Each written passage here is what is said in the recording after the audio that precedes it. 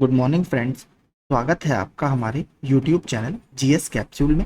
I hope आप सभी लोग अच्छे होंगे और आपकी तैयारी अच्छी चल रही होगी। फ्रेंड्स, अगर आप लोग चैनल पर नए हैं तो please regular exam updates, current affairs और स्टडी मटेरियल के लिए चैनल को सब्सक्राइब कर लीजिए। इस वीडियो में हम 4 जुलाई 2024 के करंट अफेयर्स देखेंगे जो चर्चा में बने हुए हैं। वीडियो पसंद आए तो लाइक कर दीजिएगा। 1 जुलाई 2 से भारतीय दंड संहिता यानी इंडियन पिनल कोड आईपीसी की जगह लेने वाली नई भारतीय न्याय संहिता 2023। तो देखिए, आईपीसी को अब भारतीय न्याय संहिता 2023 से रिप्लेस कर दिया गया है, क्योंकि आईपीसी आपको पता होगा ब्रिटिशर्स के टाइम से चला आ रहा था और उसमें बहुत सारे ऐसे लॉस थे जो ऑब्सोलेट हो गए थे, यानी आउटडेटेड हो गए थे। तो उसको पूरा चेंज कर भारतीयों ने या अभी हमारी सरकार ने नई भारतीय न्याय संहिता लागू की है और 1 जुलाई से इसने आईपीसी को रिप्लेस कर दिया। तो जो भारतीय न्याय संहिता है, क्योंकि इसमें देखिए जितने भी सेक्शंस वगैरह थे सब सेक्शन अब बदल गए हैं। पहले कुछ और सेक्शन थे आईपीसी में, अब सेक्शंस के नाम दूसरे हैं। तो उसके तहत देखिए पहली एफआईआर जो है वो चार मीनार पुलिस स्टेशन में दर्ज की गई है नए लॉ के तहत। तो पहले तो आपको यही याद रखना है, चार मीनार पुलिस स्टेशन किस शहर में स्थित है, तो आपको पता है हैदराबाद में स्थित है आपकी चार मीनार। ठीक है, इसके अलावा नीचे मैंने डाला है इन्होंने कौन कौन से कानून को रिप्लेस किया है, तो यहां पर आप पढ़ सकते हैं। 1 जुलाई 2024 से प्रभावी 3 नए आपराधिक कानूनों का अधिनियमन। पहला कौन सा है? भारतीय न्याय द्वितीय संहिता अधिनियम 2023, भारतीय नागरिक सुरक्षा द्वितीय संहिता यानी BNS 2 अधिनियम 2023, भारतीय साक्ष्य द्वितीय अधिनियम 2023। तो इंडियन एविडेंस एक्ट जो था इसको इसने रिप्लेस किया है। यहां पर आप 3 ये देख सकते हैं जिसको इसने रिप्लेस किया है। तो भारतीय दंड संहिता आईपीसी 1860 को इसने रिप्लेस किया। दंड प्रक्रिया संहिता यानी क्रिमिनल प्रोसीजर कोड 1973 को रिप्लेस किया गया है। और भारतीय साक्ष्य अधिनियम यानी इंडियन एविडेंस एक्ट 1872 को अब इन 3 कानूनों के द्वारा रिप्लेस कर दिया गया है। तो ये हमारे लिए इंपॉर्टेंट है। बात करें अगर चार मीनार की, चार मीनार पुलिस स्टेशन में एफआईआर हुई है। चार मीनार के बारे में प्रश्न पूछता रहता है, ये तो आपको स्पष्ट हो गया होगा, हैदराबाद में स्थित है। इसको बनाया किसने था? तो 1541 में इसको कुली कुतुब शाह, ठीक है, कुली कुतुब शाह के द्वारा इसको बनवाया गया है। तो ये आप याद रखिएगा। आगे चलते हैं। किस राज्य सरकार ने एनटीआर भरोसा पेंशन योजना शुरू की है? तो अभी आंध्र प्रदेश में नई गवर्नमेंट बनी है एन चंद्रबाबू नायडू जी के अध्यक्षता में या उनके लीडरशिप में। तो वहां पर ये आंध्र प्रदेश में ये योजना भी लागू की गई है। आंध्र प्रदेश के मुख्यमंत्री चंद्रबाबू नायडू ने राज्य में एनटीआर भरोसा पेंशन योजना शुरू की है। इसके तहत देखिए किन किन को बेनिफिट होगा। इसके तहत वृद्धों, विधवाओं, बुनकरों, ताड़ी निकालने वालों, मछुआरों, अकेली महिलाओं, पारंपरिक मोचियों, ट्रांसजेंडरों और कलाकारों के लिए पेंशन 3,000 रुपए से बढ़ाकर 4,000 रुपए प्रति माह कर दी गई है। तो 1,000 रुपए की बढ़ोतरी इसमें की गई है। तो अब ये स्कीम जरूर याद रखिएगा किसने लॉन्च की है। इसके अलावा कुछ और जो स्कीम्स विभिन्न राज्यों में चर्चा में रही हैं वो देख लेते हैं। PM Shri tourism air services योजना, ये मध्य प्रदेश सरकार की स्कीम है और मध्य प्रदेश के जो विभिन्न टूरिस्ट प्लेसेस हैं उसको एयर कनेक्टिविटी यानी हवाई मार्ग से जोड़ने की एक स्कीम है। मुख्यमंत्री किसान सम्मान निधि योजना, तो जैसे आपने देखा होगा प्रधानमंत्री किसान सम्मान निधि है जिसमें 6,000 रुपए आपको साल भर में मिलते हैं, जिसमें 2-2 हजार की 3 किस्तें आती हैं। उसी के लाइन पर राजस्थान सरकार के द्वारा मुख्यमंत्री किसान सम्मान निधि योजना जोड़ी गई है। तो इसके तहत कुछ एक्स्ट्रा पैसा बेनिफिशियरी को दिया जाएगा।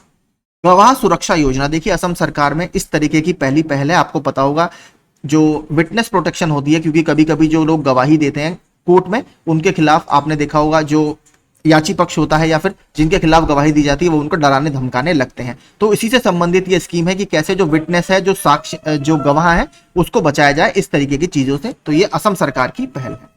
मुख्यमंत्री माझी लड़की बहन योजना, ये महाराष्ट्र सरकार की स्कीम है।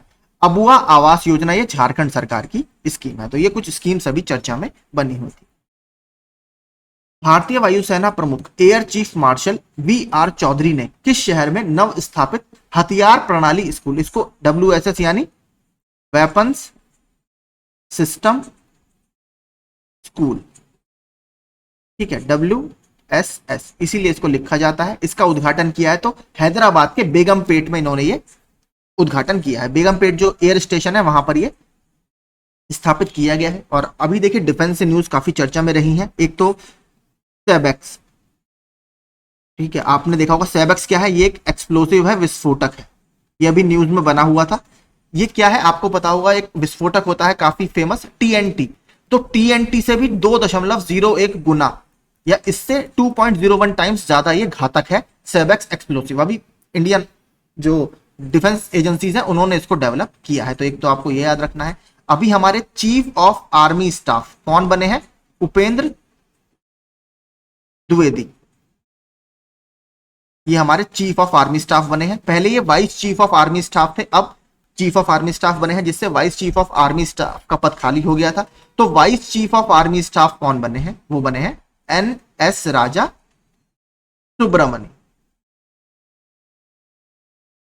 एन एस राजा सुब्रमण्य जी उप प्रमुख बने हैं सेना के। इसके अलावा जो हमारी नेवी है, ठीक है, नेवी के भी नए हेड किनको चुना गया था? डी के त्रिपाठी।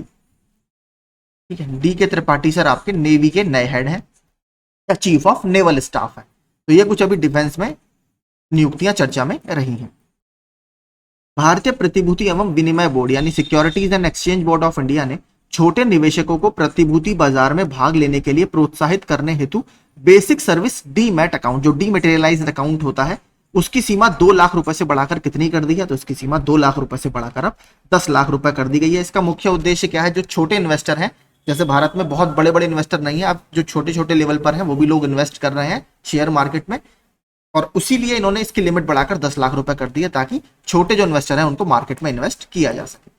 छोटे निवेशकों को प्रतिभूति बाजार में भाग लेने के लिए प्रोत्साहित करने के लिए मौजूदा सीमा 2 लाख रुपए से बढ़ाकर 10 लाख रुपए कर दी है। बात करें अगर security and exchange board of India की, तो देखिए इसकी स्थापना वैसे 1988 में कर दी गई थी, लेकिन जो एक्ट आया है सेबी एक्ट, इसको जो वैधानिक दर्जा दिया गया है वो 1992 के सेबी एक्ट के तहत दिया गया है। अगर आपसे पूछे सेबी की स्थापना कौन सी कमेटी या कौन सी समिति की संस्तुतियों पर की गई थी, तो उदय कोटक, ठीक है, उदय कोटक कमेटी। हेडक्वार्टर कहां पर है? मुंबई में इसका हेडक्वार्टर है। और वर्तमान में इसकी चेयरपर्सन कौन है? माधवी पुरी बैग, ये इसकी वर्तमान में हेड है। नीचे मैंने डाला है, यहां पर आप पढ़ भी सकते हैं आराम से। स्थापना देखेंगे 12 अप्रैल 1988 को। अधिनियम या एक्ट कब आया था? 1992 में। हेडक्वार्टर मुंबई में है। अध्यक्ष है माधवीपुरी बुच। कार्यकारी अध्यक्ष यानी एग्जीक्यूटिव डायरेक्टर कौन है? जी राम मोहन राव। और सेबी की स्थापना किस कमेटी की सिफारिशों पर की गई है? उदय कोटक समिति। तो ये कुछ फैक्ट आप सेबी के बारे में याद रखिएगा। पीएफआरडीए द्वारा वित्त वर्ष 2023-24 के लिए किस बैंक को अटल पेंशन योजना वार्षिक पुरस्कार मिला है? तो बैंक ऑफ इंडिया को लगातार सेकंड टाइम, ठीक है, लगातार दूसरे टाइम ये अवार्ड दिया गया है। आपको पता होगा अटल पेंशन योजना जो है वो असंगठित क्षेत्र के जो मजदूर हैं उनके लिए एक सोशल सिक्योरिटी स्कीम। इसके लिए जो हाल ही में, इसके अलावा जो हाल ही में कुछ पुरस्कार रहे हैं वो देख लेते हैं। United kingdom Commonwealth short story पुरस्कार 2024 संजना ठाकुर जी को मिला है, मुंबई की एक राइटर है। ऐश्वर्या राय इनकी कृति है, उसके लिए इन्हें ये मिला है। पेन पिंटर पुरस्कार अरुंधति रॉय जी को दिया गया है। Garden Reach ship builders engineers limited को Outlook Planet Sustainability Summit and Award 2024 में सस्टेनेबल गवर्नेंस चैंपियन अवार्ड से नवाजा गया है। एपीवाई यानी अटल पेंशन योजना के कार्यान्वयन के लिए राष्ट्रीय पुरस्कार, देखिए अटल पेंशन योजना के लिए पीएफआरडीए का जो पुरस्कार मिला है वो बैंक ऑफ इंडिया को मिला है, और जो इसके कार्यान्वयन के लिए नेशनल अवार्ड मिला है वो कर्नाटक विकास ग्रामीण बैंक को मिला है। तो एपीवाई यानी अटल पेंशन योजना से संबंधित ये 2 पुरस्कार आप याद रखिएगा। Nelson Mandela life time achievement पुरस्कार ये विनोद गणात्रा जी को दिया गया है। बच्चों से संबंधित फिल्में बनाते हैं और काफी इंपॉर्टेंट ये फिल्म मेकर है, इनको यह अवार्ड दिया गया है। जॉर्डन के अम्मान में अंडर 23 एशियाई कुश्ती चैंपियनशिप 2024 में, तो पहला फैक्ट देखिए यही इंपॉर्टेंट है। अंडर 23 एशियाई कुश्ती चैंपियनशिप कहां पर हुई है? जॉर्डन की राजधानी अम्मान में। और देखिए यहां पर क्यों ये चर्चा में है? क्योंकि भारत यहां पर सबसे बेहतरीन प्रदर्शन करने वाला देश बना है। भारत ने टोटल यहां पर 8 मेडल जीते हैं, जिसमें से अगर आप देखेंगे पूरे नीचे तो 4 इसमें गोल्ड मेडल, ठीक है, 8 टोटल पदक जीते हैं और सर्वश्रेष्ठ प्रदर्शन भारत ने इसमें किया है। इसके अलावा देखिए एक और स्पोर्ट्स चर्चा में रहा था अभी, लियोन मास्टर्स शतरंज चैंपियनशिप। तो अभी हाल ही में विश्वनाथन आनंद जी ने ये टूर्नामेंट जीता है, अभी पिछले हफ्ते ही ये चर्चा में रहा था। भारत सरकार ने किस बैंक के सहयोग से महामारियों के खिलाफ तैयारियों के लिए एक ऋण पत्र पर हस्ताक्षर किए हैं? तो हमने एडीबी जो एशियाई विकास बैंक है या एशियन डेवलपमेंट बैंक है, इसके साथ हमने इस महामारी को रोकने के लिए, इसके खिलाफ तैयारियों के लिए हस्ताक्षर किए हैं। हम बात करें अगर एडीबी की, तो एडीबी की जो स्थापना है वो 1966 में की गई है। हेडक्वार्टर इसका कहां पर है? फिलीपींस की राजधानी मनीला। ठीक है, मनीला में इसका हेडक्वार्टर है। वर्तमान में इसमें टोटल 67 मेंबर है, जिसमें 49 मेंबर और प्लस, सॉरी माफ कीजिए, 48 प्लस 19। इसमें 48 जो मेंबर है वो एशिया पैसिफिक से हैं और 19 मेंबर इसमें आउटसाइड के हैं। ठीक है, तो ये आप याद रखिएगा, टोटल वर्तमान में 67 इसमें मेंबर है। हेडक्वार्टर भी याद रखिएगा, इंपॉर्टेंट है। और एक काफी इंपॉर्टेंट रिपोर्ट ये जारी करता है, एशियन डेवलपमेंट आउटलुक। ये जो रिपोर्ट है ये एशियन डेवलपमेंट बैंक के द्वारा जारी की जाती है। तो ये कुछ फैक्ट हैं, ये आप याद रखिए। हाल ही में संयुक्त राष्ट्र की किस एजेंसी ने वार्षिक विश्व ड्रग रिपोर्ट जारी की है? तो ये विश्व ड्रग रिपोर्ट जो है ये यूएनओडीसी यानी United Nations office on drug and crime, इसके द्वारा ये रिपोर्ट जारी की गई है। और कुछ और रिपोर्ट भी देखेंगे, लेकिन इसमें देखिए काफी इंपॉर्टेंट एक चीज कही गई है जारी की रिपोर्ट में। कहा गया है कि नशीली दवाओं का उपयोग करने वाले लोगों की संख्या 2022 में बढ़कर 292 मिलियन हो गई है, जो पिछले 10 वर्षों में देखिए 20% की वृद्धि है। तो लगभग लगातार जो नशीली दवाओं का सेवन कर रहे हैं उनका संख्या लगातार विश्व में बढ़ती जा रही है, जो अलग अलग देशों के लिए चिंता का विषय है, क्योंकि देखिए सीधे सीधे ये क्राइम से संबंधित होता है। आपको पता है नशीली दवाओं का कारोबार बहुत अवैध तरीके से हर देश में चलता है। इसके बाद नशे में लोग कुछ ऐसे कार्य भी कर देते हैं जो उन्हें नहीं करने चाहिए, या जिससे सामाजिक ताना बाना हमारा खराब होता है और लॉ एंड ऑर्डर की व्यवस्था भी हमारी इससे खराब होती है। तो ये कहीं ना कहीं एक इस चीज पर प्रकाश डालता है। इसके अलावा देखिए कुछ और जो रिपोर्ट्स अभी चर्चा में रही हैं उनके बारे में भी बात करते हैं। बात करें अगर यूनाइटेड नेशंस ओडीसी की पहले, तो इसकी स्थापना 1997 में की गई है। अगर इसके हेडक्वार्टर की बात करें तो ऑस्ट्रिया की राजधानी वियना। ठीक है, ऑस्ट्रिया में इसका हेडक्वार्टर है, इसको आप याद रखिएगा, ये भी इंपॉर्टेंट है। अब देखते हैं कुछ और जो रिपोर्ट्स अभी चर्चा में रही। ग्लोबल इकोनॉमिक प्रोस्पेक्ट्स रिपोर्ट विश्व बैंक के द्वारा जारी की गई। World wild life crime report, देखिए ये रिपोर्ट भी आपका यही जारी करता है, United Nations office and drug and crime. State of the world fisheries and aquaculture, ये फूड एंड एग्रीकल्चर ऑर्गेनाइजेशन के द्वारा जारी की गई। वर्ल्ड वेल्थ रिपोर्ट या विश्व धन रिपोर्ट कैपजेमिनी रिसर्च इंस्टीट्यूट के द्वारा जारी की गई। State of the world ocean report, ये देखिए यूनेस्को का एक विंग है, इंटर गवर्नमेंटल ओशियनोग्राफिक कमीशन, इसके द्वारा ये रिपोर्ट जारी की गई। 8 जून को हमारा क्या मनाया जाता है? World ocean day. ठीक है, वर्ल्ड ओशियन डे या विश्व महासागर दिवस, उसी के आसपास ये रिपोर्ट हमेशा जारी की जाती है। चाइल्ड न्यूट्रिशन रिपोर्ट या बाल पोषण रिपोर्ट यूनिसेफ के द्वारा जारी की गई। Shared water for prosperity report, ये भी विश्व बैंक के द्वारा जारी की गई। देखिए अभी 10th या 10वां विश्व जल मंच या वर्ल्ड वाटर फोरम ऑर्गेनाइज किया गया था बाली, इंडोनेशिया में। ठीक है, बाली इंडोनेशिया में यह हुआ था, वहीं पर विश्व बैंक ने, वर्ल्ड बैंक ने यह रिपोर्ट जारी की थी। तो इसको आप याद रखिए। तो ये कुछ रिपोर्ट्स हाल ही में खबरों में रही। हाल ही में किस बैंक ने एमएसएमई यानी micro small and medium enterprises, जो लघु उद्योग होते हैं और मध्यम उद्योग होते हैं, उसके लिए एमएसएमई सहज सुविधा की शुरुआत की है? तो एसबीआई के द्वारा ये शुरुआत की गई है। और इसमें देखिए इंपॉर्टेंट क्या है, इसकी मदद से बैंक के ग्राहक 15 मिनट से भी कम समय में अपने जीएसटी पंजीकृत बिक्री चालान के खिलाफ रुपए 1 लाख तक फाइनेंस प्राप्त कर सकते हैं। हाल ही में या भारत ने हाल ही में किस देश के साथ संयुक्त सैन्य अभ्यास नोमैडिक एलिफेंट शुरू किया है? तो ये नोमैडिक एलिफेंट का 16th एडिशन है, ये हमें याद रखना है। और कहां पर ये हो रहा है? मंगोलिया के साथ हम ये ऑर्गेनाइज करते हैं। इस बार ये हो रहा है उमरोई, मेघालय में। ठीक है, उमरोई मेघालय में आयोजित इस बार किया जा रहा है। इसके अलावा कुछ और जो हाल ही एक्सरसाइज चर्चा में रहे उनको देख लेते हैं। एक्सरसाइज मैत्री, माफ कीजिएगा, एक्सरसाइज मैत्री ये इंडिया और थाईलैंड के बीच में एक्सरसाइज है, अभी चल रहा है। ये इस बार थाईलैंड में ऑर्गेनाइज किया जा रहा है। एक्सरसाइज रिम पैक, ये हवाई में आयोजित किया गया था अभी और यूएसए में ये है। एक्सरसाइज फ्रीडम एज, ये इसका फर्स्ट एडिशन था, जापान, कोरिया रिपब्लिक और यूएसए के द्वारा ये ऑर्गेनाइज किया गया। एक्सरसाइज तरंग शक्ति, ये अभी हुआ नहीं है, भारत इसको प्रपोज कर रहा है, ये भारत में किया जाएगा और ये मल्टीनेशनल एयर एक्सरसाइज होगा, यानी बहुराष्ट्रीय वायुसेना अभ्यास होगा। पहली बार इस तरीके का अभ्यास इंडिया में आयोजित किया जाएगा। एक्सरसाइज रेड फ्लैग, ये अलास्का यूएसए में आयोजित किया गया, इंडियन एयरफोर्स ने इसमें भाग लिया। जिमैक्स यानी Japan India maritime exercise, Bharat और जापान के बीच 8वां संस्करण था, योकोसुका जापान में आयोजित किया गया। एक्सरसाइज दस्तलिक इंडिया और उज्बेकिस्तान के बीच में एक सैन्य अभ्यास है। एक्सरसाइज गगन स्ट्राइक द्वितीय, ये पंजाब में आयोजित किया गया, इंडियन आर्मी और इंडियन एयरफोर्स के बीच में। हेलीकॉप्टर्स वगैरह ने इसमें पार्टिसिपेट किया था ताकि दोनों ज्वाइंट रूप से किस तरीके से फाइट के टाइम में या बैटल के टाइम में ऑर्गेनाइज कर सकते हैं, वो इसका पूरा फोकस था। डिक शूफ हाल ही में किस देश के नए प्रधानमंत्री बने हैं? तो डिक शूफ अभी नीदरलैंड के नए प्रधानमंत्री बने हैं। क्यों? क्योंकि देखिए यहां पर इनसे पहले जो थे वो थे मार्क रूटे, ठीक है, लेकिन मार्क रूटे को आप सबको पता है नेटो का अभी अगला महासचिव या सेक्रेटरी जनरल बना दिया गया है, जिससे ये पद खाली हो गया था। अब जो इनके इंटेलिजेंस हेड थे पहले डिक शूफ, इनको अब नया प्रधानमंत्री बनाया गया है, ठीक है। नीचे इसका मैप है वो देखते हैं थोड़ा सा नीदरलैंड के बारे में।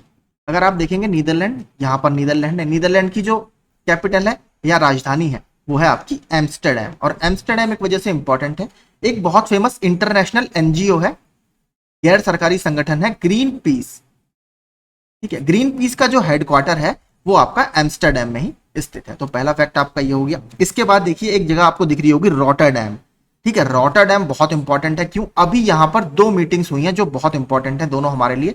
एक हुई है यहां पर वर्ल्ड एनर्जी कांग्रेस 2024, ठीक है, अप्रैल मई में सब रही थी चर्चा में। इसके अलावा वर्ल्ड हाइड्रोजन समिट,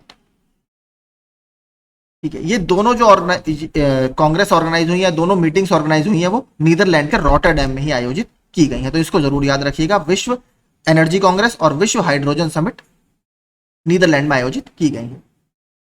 अगर बॉर्डरिंग नेशन देखेंगे तो नीचे बेल्जियम इसका बॉर्डरिंग नेशन है। इसके अलावा जो ईस्ट में इसका जर्मनी बॉर्डरिंग नेशन है। अगर बात करेंगे वेस्ट में इसके क्या पड़ता है, नॉर्थ ईस्ट के वेस्ट में पड़ता है। तो आई थिंक यही काफी इंपॉर्टेंट है। मीटिंग जरूर याद रखिएगा प्लीज, मीटिंग काफी इसकी इंपॉर्टेंट है। आगे चलते हैं। किस केंद्रीय मंत्री ने हाल ही में निर्माण पोर्टल लॉन्च किया? तो हमारे लिए इंपॉर्टेंट है क्योंकि ये सिविल सेवा से संबंधित है। तो जी किशन रेड्डी जी ने, जो केंद्रीय कोयला और खान मंत्री हैं, माइनिंग के मिनिस्टर हैं, उनके द्वारा ये पोर्टल लॉन्च किया गया है। इसका देखिए मेन उद्देश्य क्या है, जो राष्ट्रीय सिविल सेवा परीक्षा के मुख्य परीक्षा के उम्मीदवारों की मदद के लिए निर्माण पोर्टल लॉन्च किया है। यह उन उम्मीदवारों को प्रदान किया जाएगा जिनकी वार्षिक पारिवारिक आय 8 लाख रुपए से कम है और जो अनुसूचित जाति, अनुसूचित जनजाति, महिला या थर्ड जेंडर से संबंधित है। तो जो मुख्य परीक्षा के लिए तैयारी करना चाहते हैं सिविल सेवा की, उनको यह हेल्प करेगा। हाल ही में खबरों में आया अपतानी समुदाय किस राज्य से जुड़ा है? देखिए इंपॉर्टेंट क्यों है। अभी एक अरुणाचल प्रदेश में वाइल्ड लाइफ सेंचुरी है, टल्ले वैली या टेले वैली वाइल्ड लाइफ सेंचुरी, वन्यजीव अभ्यारण्य। वहां पर एक मेंढक की नई प्रजाति की खोज की गई है और उस प्रजाति का जो नाम रखा गया है वो अरुणाचल प्रदेश में पाई जाने वाली एक जनजाति अपतानी समुदाय के नाम पर रखा गया है। तो ये अरुणाचल प्रदेश की जनजाति है। देखिए बहुत इंपॉर्टेंट है क्योंकि ट्राइब्स वगैरह मैचिंग वगैरह में काफी पूछता रहता है। अरुणाचल प्रदेश में ट्राइब, वैसे भी ट्राइब काफी पाई जाती है। तो भारतीय प्राणी सर्वेक्षण के शोधकर्ताओं ने टेले वन्यजीव अभ्यारण्य, तो आपको यह भी याद रखना है कि इसको टेल वैली, ठीक है, या तल्ले घाटी वन्यजीव अभ्यारण्य भी बोला जाता है, कि एक जंगल में रहने वाले मेंढक जीनोफ्रीस अपतानी की खोज की है। तो ये इसका नाम रखा गया है, जिसका नाम अपतानी समुदाय के संरक्षण प्रयासों के लिए उनके नाम पर रखा गया है। यह प्रजाति पूर्वी हिमालय और इंडो बर्मा जैव विविधता हॉटस्पॉट में पाई जाती है। अरुणाचल प्रदेश की जीरो घाटी में रहने वाले, तो आपको यह भी याद रखना है जीरो वैली या जीरो घाटी कहां पर स्थित है, यह भी अरुणाचल प्रदेश में स्थित है। अपतानी कौन सी भाषा बोलते हैं? ये तानी भाषा बोलते हैं। सूर्य और चंद्रमा की पूजा करते हैं और 2 त्योहार इंपॉर्टेंट है, ड्री और मायोको। ये 2 त्योहार अपतानी समुदाय के द्वारा मनाए जाते हैं। वे चावल की किस्मों एमियो, पियापे और मायपिया का उपयोग करके एकीकृत चावल मछली की खेती करते हैं। तो ये आप चीजें इनके बारे में फैक्ट याद रखिएगा। जो अंदर कुछ पार्क हैं या जो अभ्यारण्य दिए हुए हैं उनको भी याद रखिएगा। देखिए एक घाटी जीरो घाटी चर्चा में है। इसके अलावा भी कौन सी घाटी हमने पढ़ी थी? पार्वती वैली। पार्वती वैली भी चर्चा में थी क्योंकि यहां से होकर पार्वती रिवर बहती है, जो ब्यास नदी की एक सहायक नदी है। यहां पर अभी हरियाणा का एक टूरिस्ट बह गया था, इस वजह से पार्वती घाटी चर्चा में है। हिमाचल प्रदेश में यह स्थित है, तो ये वाली घाटी भी आप याद रखिएगा। एक और घाटी बता देता हूं जो अभी चर्चा में है, आर्यन वैली। या आर्यन घाटी? आर्यन घाटी आपकी लद्दाख में स्थित एक घाटी है। ये क्यों चर्चा में थी? अभी भारतीय सेना द्वारा खालूबार युद्ध स्मारक, ठीक है, खालूबार युद्ध स्मारक, ये आम पर्यटकों के लिए खोल दिया गया है और ये आर्यन वैली में स्थित है, इसको भी याद रखिए। तो ये कुछ वैलीज अभी या घाटियां चर्चा में रही हैं। इसके अलावा देखिए कुछ और जो प्रोटेक्टेड एरियाज या संरक्षित क्षेत्र अभी चर्चा में रहे उनको देख लेते हैं। तो सुहेलवा वन्यजीव अभयारण्य उत्तर प्रदेश में स्थित है। क्यों चर्चा में है? यहाँ पर देखिए टाइगर्स के मूवमेंट देखे गए हैं, शेर के सॉरी बाघ के मूवमेंट देखे गए हैं, इसीलिए उत्तर प्रदेश सरकार अब चाह रही है कि इसको एक टाइगर रिजर्व घोषित किया जाए। मुदुमलाई टाइगर रिजर्व तमिलनाडु में स्थित है। यहाँ पर अभी एलिफेंट सेंसस या हाथियों की गणना चल रही थी। मृगवाणी राष्ट्रीय उद्यान ये तेलंगाना के हैदराबाद के पास स्थित एक नेशनल पार्क है। इसको हैदराबाद शहर के फेफड़ों के रूप में भी जाना जाता है क्योंकि हैदराबाद की क्लाइमेट को काफी हद तक ये कंट्रोल करता है। चर्चा में क्यों था? यहाँ पर एनक्रोचमेंट या अतिक्रमण की घटनाएं बहुत ज्यादा देखी गई हैं इस राष्ट्रीय उद्यान में। पंपा झील ये कर्नाटक में स्थित एक झील है और एक प्रोटेक्टेड एरिया ये भी है। इंदिरा गांधी प्राणी उद्यान ये आंध्र प्रदेश में स्थित है, ये भी अभी चर्चा में बना हुआ। हाल ही में किस राज्य सरकार ने बिजली गिरने से होने वाली मौतों से निपटने के लिए 19 लाख ताड़ के पेड़ लगाने की योजना की घोषणा की है? तो उड़ीसा में, आपको पता है उड़ीसा जो है ये साइक्लोन से या चक्रवात से बहुत ज्यादा प्रभावित रहता है, इसीलिए इन्होंने, और यहाँ पर चक्रवात के दौरान आपको पता है जो थंडर्स वगैरह होते हैं या बिजली की गणनाएं होती हैं वो काफी ज्यादा होती हैं, तो इससे होने वाली मौतों को रोकने के लिए उड़ीसा सरकार की एक ये पहल है। और देखिए इसमें इंपॉर्टेंट जो पाम ट्री है आपका या जो ताड़ का पेड़ होता है ये आपका तमिलनाडु का स्टेट ट्री है, ठीक है, स्टेट ट्री या राजकीय वृक्ष है। उड़ीसा सरकार बिजली गिरने के जोखिम को कम करने के लिए 2024-25 में लगभग 19 लाख ताड़ के पेड़ लगाने की योजना बनाई जा रही है। और देखिए इंपॉर्टेंट क्यों है, यहां पर आप पढ़ेंगे, वे बिजली गिरने के दौरान प्राकृतिक कंडक्टर के रूप में कार्य करते हैं, यानी चालक के रूप में कार्य करते हैं, जिससे संभावित रूप से जान बच सकती है। नर ताल के पेड़ फूल देते हैं जबकि मादा आपकी इसमें फल देती है। तो मेल और फीमेल जो पेड़ होते हैं अलग अलग की स्कीम्स, वो हमारे लिए इतना इंपॉर्टेंट नहीं है, मेन हमारे लिए यही है। बात करें अभी देखिए उड़ीसा सरकार, उड़ीसा में अभी विधानसभा चुनाव हुए थे और इसमें आपको पता होगा जो नवीन पटनायक सर है बीजू जनता दल के, इस बार वो चुनाव हार गए, भारतीय जनता पार्टी की वहां पर सरकार बनी। तो किसको वहां पर बनाया गया चीफ मिनिस्टर? मोहन चरण मांझी, ये वहां पर बने हैं इस बार चीफ मिनिस्टर। और वहां की जो विधानसभा है उसकी स्पीकर कौन बनी है? सुरमा पाड़ी, SURAMA, सुरमा पाड़ी, ये वहां की स्पीकर बनी है। देखिए ये फीमेल स्पीकर है और यहां की ये दूसरी फीमेल स्पीकर है इनसे पहले, प्रमिला मलिक, ठीक है, प्रमिला मलिक, ठीक है, मलिक की स्पेलिंग इस तरीके से लिखती हैं वो। तो प्रमिला मलिक जी इससे पहले उड़ीसा की पहली महिला स्पीकर रही थी उड़ीसा विधानसभा की, इस बार बनी है सुरमा पाड़ी जी, इसको भी याद रखिएगा। बात करें अगर उड़ीसा में, तो उड़ीसा में विधानसभा की टोटल 147 सीट्स हैं। तो मुझे लगता है इतने फैक्ट्स उड़ीसा से संबंधित काफी हैं। आगे चलते हैं। हाल ही में जिला खनिज फाउंडेशन गैलरी यानी डिस्ट्रिक्ट मिनरल फाउंडेशन गैलरी का उद्घाटन कहां पर किया गया? तो नई दिल्ली में ये उद्घाटन किया गया है। और अगर बात करें जो DMFI है, डिस्ट्रिक्ट मिनरल फाउंडेशन है, इसका मतलब या इसका उद्देश्य क्या रहता है? जो देखिए खनन प्रभावित हमारे यहाँ जिले हैं जहां पर माइनिंग वगैरह काफी होती है, उसकी हेल्प के लिए एक ये नॉन प्रॉफिट ट्रस्ट बनाया गया है 2015। आगे चलते हैं। हाल ही में केरल के किस जिले की पंचायत ने जलकुंभी की समस्या से निपटने के लिए एक तकनीकी समिति का गठन किया है? तो देखिए इसको बोला जाता है वाटर हियासिंथ, या इसको एक नाम से और जाना जाता है आई कॉर्निया, ठीक है, इसको भी याद रखिएगा क्योंकि इस नाम से भी प्रश्न पूछ चुका है। इसको देखिए क्या कहा जाता है? टेरर ऑफ बंगाल, ये भी कहा जाता है। देखिए समस्या क्या है, एक तो ये बहुत तेजी से फैलता है, पूरा जो आपकी वाटर बॉडी होती है पूरी वाटर बॉडी के सरफेस पर ये फैल जाता है, जिससे धूप अंदर नहीं जा पाती। और आपको पता है जो जल में रहने वाले पौधे होते हैं सूर्य के प्रकाश में अपना भोजन बनाते हैं, जब वो भोजन नहीं बना पाएंगे तो कार्बन डाइऑक्साइड को अवशोषित नहीं कर पाएंगे और ऑक्सीजन रिलीज नहीं होगी, जिसकी वजह से ऑक्सीजन रिलीज नहीं होती और वाटर बॉडी में ऑक्सीजन की जो मात्रा है या डिजोल्व ऑक्सीजन, घुलनशील ऑक्सीजन घट जाती है, जिससे वहां की जो मछलियां हैं बाकी चीजें प्रभावित होती हैं। तो कोट्टयम ने अभी इसके लिए तकनीकी समिति गठित की है कि इसको कैसे हम टैकल करें। नीचे इसके बारे में थोड़ा सा पढ़ते हैं जो इंपॉर्टेंट है। इस तरीके का देखिए देखने में ये लगता है। आपने देखा होगा आपके शहरों के तालाबों में भी ये खूब आपको देखने के लिए मिलेगा। कोट्टयम केरल की जिला पंचायत ने जलकुंभी की समस्या से निपटने के लिए एक तकनीकी समिति का गठन किया है। जलकुंभी ब्राजील का एक तेजी से बढ़ने वाला जलीय पौधा है जो बीज और वानस्पतिक प्रजनन के माध्यम से फैलता है। यह पानी की सतह पर घने मैट बना लेता है और सूरज की रोशनी को रोकता है और ऑक्सीजन के स्तर को कम करता है, जो मत्स्य पालन, परिवहन और मनोरंजन को बाधित करता है। इसकी आक्रामक प्रकृति के कारण इसे बंगाल का आतंक कहा जाता है, टेरर ऑफ बंगाल कहा जाता है। तो देखिए ये पूरा फैक्ट आप इसके बारे में याद रखिएगा, इंपॉर्टेंट है। आइकॉर्निया भी नाम याद रखिएगा, वाटर हियासिंथ भी याद रखिएगा, हिंदी में इसे जलकुंभी बोला जाता है। तो यही आज के हमारे करंट अफेयर्स थे जो विभिन्न कारणों से चर्चा में बने हुए थे। आई होप आपको सेशन अच्छा लगा होगा और यूजफुल लगा होगा। अच्छा लगा हो तो प्लीज चैनल को सब्सक्राइब और वीडियो को लाइक कर दीजिएगा। पीडीएफ शाम को मैं आपको टेलीग्राम ग्रुप में डाल दूंगा। धन्यवाद।